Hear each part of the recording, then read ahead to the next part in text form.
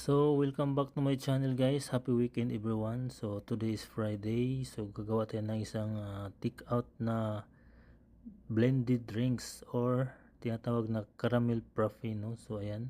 Andyan lahat yung ating ingredients.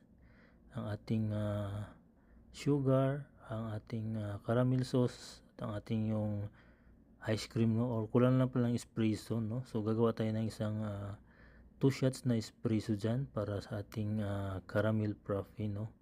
So laging mayroon siyang 2 shots na espresso, no, pag gumawa tayo ng isang blended drinks or isang mga frappe.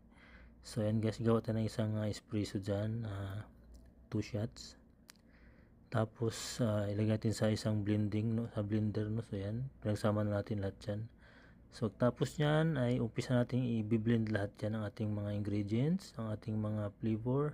So pagkatapos nyan, tikman muna natin guys, no, para kung intact ba yung ingredients niya or tama ba yung timpla niya, no. So lagi natin tikman ang ating mga blended drinks, no, para sure na na solid po ang lasa niya. So ayan guys, tapos na natin dyan ay transfer sa take away at saka yan na, lalagyan natin ng isang whipped cream. So ayan ang ating whipped cream guys, palibot natin sa taas, sa top niya. So hanggang paikot na, hanggang mapuno siya, hanggang yan. Tapos lagyan natin siya ng ng toppings na caramel sauce din siya, no, para sulit po ang kanyang timpla, lasa niya. So ayan guys ang ating caramel frappe. So ayan,